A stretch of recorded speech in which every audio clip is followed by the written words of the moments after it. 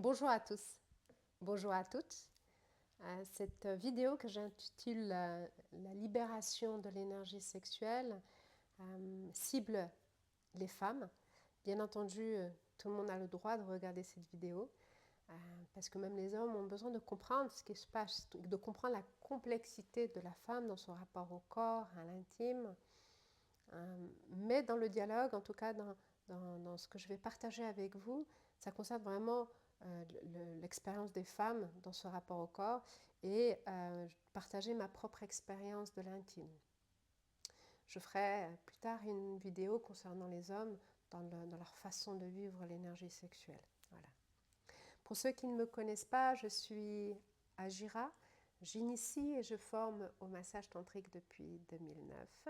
Je reçois des hommes, des femmes, des couples qui sont tous en quête de sens dans leur rapport à l'intimité, d'avoir envie de vivre leur sexualité, leur lien à l'autre, à soi, à l'autre, on va dire de se réapproprier pleinement leur identité. Alors pourquoi se réapproprier pleinement une identité ? Bien effectivement, quand je parle de libération, ça suppose qu'une part de nous a été enfermée. Souvent, je perçois chez les personnes que j'accompagne et aussi dans mon propre parcours, parce que ce qui est de très beau dans la pratique tantrique, c'est qu'on ne peut rien amener si on n'a pas déjà été traversé par la compréhension, par la conscience. On amène dans nos soins ce que nous-mêmes avons compris, ce que nous-mêmes avons dépassé, transcendé, ce que nous-mêmes avons pu vivre dans cette quête d'extase et en tout cas on va dire, je perds mes mots. Passons. Alors, donc dans la libération de l'énergie sexuelle, pour moi, la première étape déjà serait de se réapproprier la sexualité. Je m'explique. Pendant des années, je dirais même si on devait remonter pendant des siècles, mais en tout cas pendant des années, c'est-à-dire dans notre vie de femme aujourd'hui, ici et maintenant, on ne nous enseigne pas comment vivre, comment nous vivre dans l'intégralité. On nous enseigne à l'école, dans notre famille, dans notre société, comment exister dans la société. Qu'est-ce que nous devons accomplir pour se sentir exister. Et clairement, ce sont des valeurs masculines, le pouvoir d'affirmation, le pouvoir d'accomplir les projets, le pouvoir de gagner en autonomie, le pouvoir de s'affirmer au sein de notre famille autant que dans une société, dans une entreprise, le pouvoir de gérer nos émotions, de rien ne laisser dévoiler pour ne pas montrer notre faiblesse, le pouvoir de pouvoir garder notre position, parce qu'effectivement la liberté n'est jamais un acquis et ça, je pense que actuellement on le ressent plus fort que jamais. On doit toujours se battre pour garder sa place, sa liberté. Mais c'est une chose que l'école, la société ne nous enseigne pas, c'est cette relation à soi, à l'intime, à la relation avec l'autre.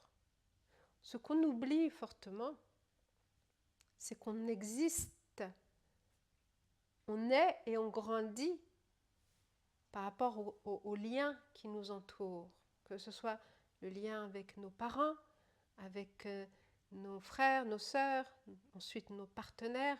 On passe notre temps à nos amis, on passe notre temps à trouver notre place en tant que fille, en tant que mère, en tant qu'amie, en tant qu'épouse. À quel moment on s'interroge réellement sur qui sommes-nous quand on ne dépend de personne, quand on ne cherche à satisfaire personne, quand on a de compte à rendre à personne, qui sommes-nous? Et souvent cette question, on se la pose quand on rencontre des difficultés, des blocages qu'on ressent clairement dans notre rapport au corps, ce regard qui devient très très dur dans cette quête de perfection, ou alors ce sentiment d'être complètement démuni face à un corps qui ne répond plus. C'est vrai que quand j'accompagne des femmes, il y a une phrase qui m'a beaucoup marquée et qui revient très très souvent, et deux choses qui reviennent très très souvent. D'abord que je viens vous voir parce que je sens que mon corps est mort. Alors je dis non, votre corps est bien vivant, regardez-le. Oui, mais je ne ressens rien. Je ne ressens rien dans mon corps, je ne ressens rien dans mon cœur. Il y a quelque chose qui ne fonctionne plus. Cette phrase pour moi est très très forte parce qu'effectivement, je crois qu'on l'a toutes senti à un moment ou à un autre. Moi-même, je l'ai ressenti. Pourquoi on arrive à un point où on ne ressent plus le corps, on ne ressent plus la sensation.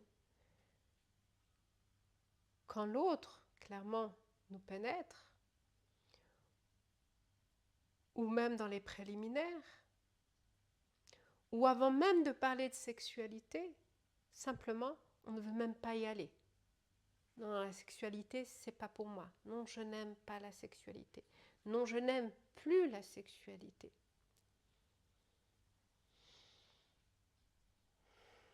Alors oui, chacun est libre. Dans ce chemin de liberté, la femme a le droit de dire « je ne veux plus ». Je ne veux plus de sexe. Je ne veux plus me forcer. Je ne veux plus faire semblant. Je ne veux plus faire plaisir à l'autre. Il y a un moment où effectivement le cri est tellement fort qu'on se coupe de tout ça. Mais je pense qu'il faut faire très attention aux mots qu'on prononce. Est-ce que c'est la sexualité à laquelle on veut... est-ce que c'est la sexualité, la porte de la sexualité qu'on veut fermer? Ou c'est simplement ouvrir une porte sur une meilleure connaissance de soi, toujours dans l'idée de ne pas satisfaire l'autre, de ne pas chercher à faire plaisir à l'autre, mais plutôt de se dire « mon corps, d'accord, je ne ressens plus mon corps, mais qu'est-ce qui va faire aujourd'hui que je veux mieux le vivre ?» Parce que je sens au fond de moi, et je pense qu'on a tout cet appel, qu'il y a quelque chose qui sommeille, qu'il y a quelque chose que je n'ai pas intégré, qu'il y a une mémoire qui a encrassé mon libre arbitre. Est-ce que c'est vraiment moi qui ne veux plus de sexualité, ou est-ce que tous mes canaux énergétiques, tout mon corps est encrassé de mémoires, que ce soit de mémoires traumatisantes, d'abus, ou de toutes les fois où la femme s'est sentie forcée d'eux, toutes les mémoires des choses qu'on a entendues par notre mère qui voulait nous protéger, par le père qui voulait aussi nous protéger, peut-être aussi nous enfermer, par notre entourage, par les partenaires qu'on ne voulait pas décevoir ou on avait peur de choquer. Il y a un moment où on veut balancer tout ça et on veut libérer le corps. Je pense que la première chose à faire pour retrouver notre énergie sexuelle, c'est déjà de se la réapproprier. C'est ne plus vivre le corps comme vous en tant que femme au niveau intellectuel, vous en tant que femme au niveau émotionnel, et puis il y a cette petite part au niveau de la sexualité. Pour moi, la première étape, c'est de simplement nettoyer le corps, purifier le corps de toutes ces mémoires, de toutes ces projections liées à l'intimité, au corps, au plaisir, à la sexualité, au désir, de balayer tout ça. Et juste de retrouver la sensation de ce qu'est un corps quand on le vit de façon entière, sans chercher à séduire, sans chercher à satisfaire, juste retrouver l'essence de notre corps telle qu'elle nous a été donnée à notre naissance. Pour moi déjà, c'est un travail énorme de balayer ces mémoires et de retrouver, de vivre le corps juste pour ce qu'il est. Quand je parle de corps, bien sûr que je parle de l'intégralité du corps, que nos parties intimes soient ressentis, vécus tels qu'ils sont et pas tels qu'on nous a montré, en tout cas nous a fait sentir qu'ils étaient, qu'elle était, puisqu'on parle bien ici de notre vulve, de dire, bah, tiens, et si je pouvais réintégrer cette partie de moi sans personne d'autre que moi. Déjà se réapproprier son corps, mais son corps dans son intégralité. Alors je sais qu'il y a beaucoup de cercles de femmes où effectivement on prend des miroirs et on peut se regarder, se découvrir, apprendre à ne plus pas être dans le jugement, juste à observer, en dire ben voilà, ma vulve est comme ça, mon corps est comme ça, tout le reste de mon corps, je suis ce corps. Et puis il y a aussi tous ces petits rites de féminins qu'on tire des pays, on va dire, méditerranéens, africains, des pays arabes. On a vraiment une culture du soin du corps dans les hammams, dans la façon de s'enduire, de l'huile, des huiles chaudes, d'amener de la chaleur dans le ventre, dans le corps, dans la vulve.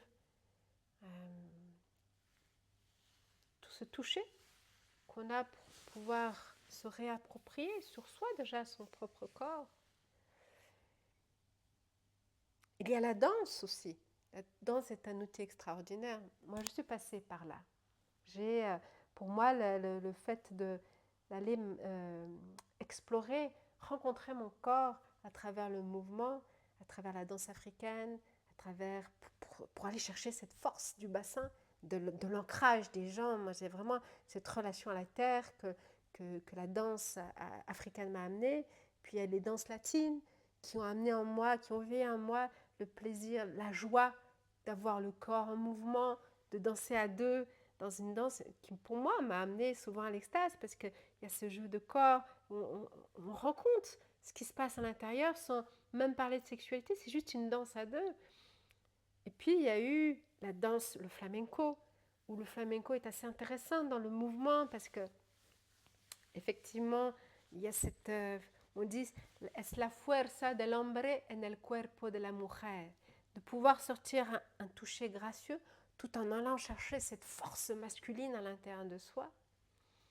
Et puis, il y a eu cette danse orientale que j'ai pratiquée pendant des années, qui a été pour moi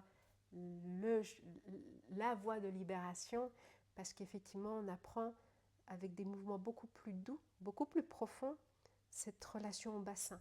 Les vibrations, toutes ces vibrations, ces mouvements, ces ondulations dans le bassin et dans toute la colonne nécessite d'aller chercher des muscles très profonds au niveau du périnée et puis d'amener autant de force dans le bassin que de beaucoup de légèreté dans le haut du corps. Et on se rend compte dans l'apprentissage de cette danse combien la fluidité, la souplesse est difficile à trouver. Une simple vibration n'est pas si facile à aller chercher parce qu'on se rend compte que tout le bassin est très raide. Que tous ces blocages qu'on a eus depuis l'enfance a amené une raideur dans le bassin. D'ailleurs, j'avais un professeur de danse, un grand professeur de danse orientale, qui nous disait avant d'apprendre à danser, il faut apprendre à marcher. Observez les femmes brésiliennes sur la plage. Observez comment elles marchent. Ce bassin qui va d'un côté et de l'autre, dans un port de tête, une affirmation de leur féminité, de leur sensualité. Un petit peu comme les chattes quand elles marchent, hein, ce côté très félin dans le corps. La danse est un outil extraordinaire. Et puis, il y a aussi le massage. Effectivement, dans le massage traditionnel, déjà, on se réapproprie le corps, mais particulièrement le massage tantrique où, comme la danse orientale, on va effectivement amener de la vie dans le bassin. Amener de la vie, de la force, de la douceur dans le bassin. De retrouver, que le bassin puisse retrouver cette souplesse, cette connexion, cet éveil de ses muscles profonds grâce à ses respirations, à ses souffles, et ensuite de pouvoir relier le bassin au reste du corps. Et dans cette danse beaucoup plus subtile, parce que là il n'y a pas de mouvement, c'est le toucher de l'autre, de celui ou celle qui vous initie au tantra, qui va vous permettre de vivre le corps de façon intégrale, de vivre le corps juste pour ce qu'il est, et plus dans toutes les projections, dans toutes ces peurs qu'on apporte, qu'on amène dans le rapport au plaisir, à l'intime, à la pudeur, à cette dimension du précieux. Oui, le corps est précieux, l'intimité est précieuse. Oui, l'intimité ne devrait pas être entre les mains de n'importe qui, parce qu'on ne fait pas que partager une expérience de corps, même dans la sexualité. C'est deux âmes qui se rencontrent. Déposer son corps entre les mains de quelqu'un nécessite d'avoir confiance, nécessite d'être sûr que cette personne-là en prendra soin. Donc je vous invite, mesdames, à vous questionner sur votre relation à la sexualité. De vous dire pourquoi ma sexualité est mise de côté. Pourquoi je n'ai plus de libido? Pourquoi, avec cette personne, mon corps n'est pas réceptif? Donc ce n'est plus de se dire mon corps est mort. Non, ça c'est, il ne faut plus dire ce genre de mots, c'est pas possible. Là, il faut nettoyer un petit peu ses mémoires. Le corps n'est pas mort, le corps ne réagit plus. Parce que pour que le corps réagisse, il faut que le message à l'extérieur soit en adéquation avec qui vous êtes à l'intérieur. Mais si vous ne savez pas qui vous êtes à l'intérieur, comment allez-vous réagir à ce geste à l'extérieur qui ne vous convient pas?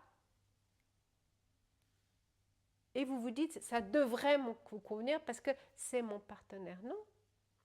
Non, non, il y a une rencontre avec soi. Et cette rencontre avec soi, même si on l'a fait quand on avait 20 ans, quand on avait 30 ans, il faut la refaire. À chaque épreuve de la vie, il faut refaire cette reconnexion avec soi. Qui je suis aujourd'hui? Mon corps ne répond plus. Ma sexualité n'est plus. Pourquoi? La sexualité est un outil extraordinaire. Une fois qu'on se la réapproprie, le corps nous communique avec nous. On écoute le corps et le corps nous dit ce qui ne va pas, ce que le mental n'arrive pas à percevoir.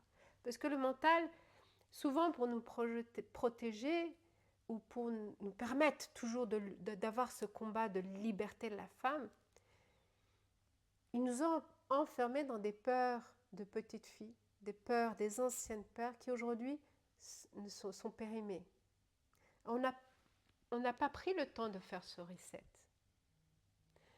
Je pense que dans ce chemin de libération de la femme, la première chose dans la libération sexuelle, mais aussi dans sa liberté, de façon intègre, parce que la femme est un tout, et c'est dans cette complétude qu'elle retrouve une énergie sexuelle puissante et forte. L'énergie sexuelle, effectivement, intervient dans la sexualité, mais pas que.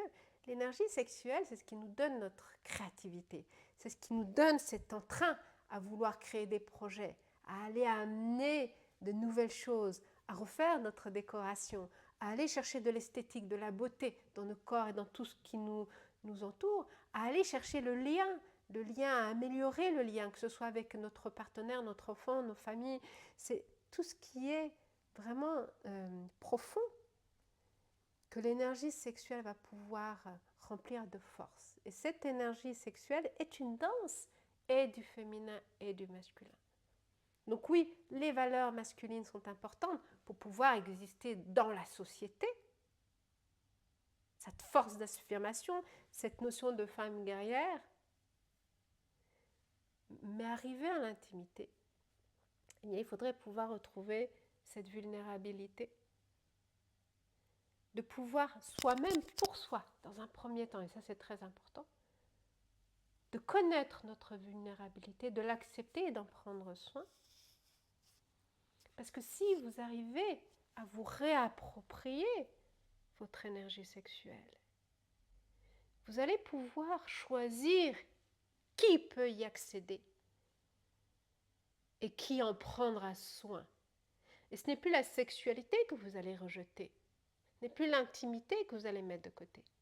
C'est plutôt, je vais rejeter les personnes qui ne me conviennent pas. Je vais pouvoir guider mon partenaire vers ce qui est juste pour moi. Oui, au début de notre relation, ma sexualité d'une telle façon, aujourd'hui j'ai besoin d'autre chose.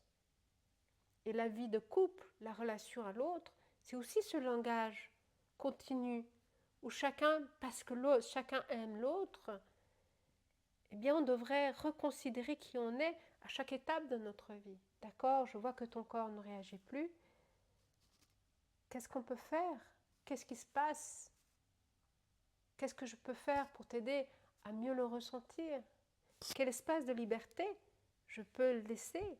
Ou quel espace de liberté je t'ai pris qui fait qu'aujourd'hui tu n'arrives plus à vivre ton corps pleinement? C'est toutes ces questions qui, pour moi, amènent de la liberté, la libération de l'énergie sexuelle. C'est une porte extraordinaire. Retrouver l'unité. L'union fait la force. Diviser, c'est mieux régner. On veut retrouver cette unité pour retrouver notre force, notre énergie sexuelle pleinement. Retrouver notre identité de façon intégrale. Et la sexualité, notre façon de vivre l'énergie sexuelle sur tous ses plans, que ce soit dans la sexualité, dans l'émotion, dans le désir, dans le fantasme, dans nos aspirations, dans notre connexion au subtil, tout ça fait partie de nous. Et c'est ce travail, en tout cas dans la pratique tantrique, qu'on aborde sous tous ces plans. Mais d'autres pratiques peuvent aussi amener à ce résultat. Chacun va aller vers la pratique qui lui parle, qui le sensibilise. Mais le tantra apporte des clés extraordinaires dans cette meilleure connaissance de soi. Voilà. J'espère avoir apporté quelques lumières, une partie en tout cas des lumières dans cette complexité de l'intimité, de la relation à l'énergie sexuelle. Je vais apporter d'autres vidéos pour à chaque fois amener une meilleure connaissance de cette complexité. Moi, je la découvre au fur et à mesure de mes propres expériences personnelles et aussi à travers les personnes que j'accompagne. Et je trouve que le corps est d'une richesse assez incroyable. Et quand on n'a pas les clés, ça peut nous faire peur et nous enfermer. D'accord? Donc, je vous retrouve dans une nouvelle vidéo bientôt où j'aborderai d'autres sujets, notamment l'énergie sexuelle chez l'homme et d'autres sujets qui sont importants dans ce lien, dans cette relation à soi, et dans la meilleure façon d'approfondir, en tout cas d'enrichir ce lien avec l'autre. Voilà. À bientôt!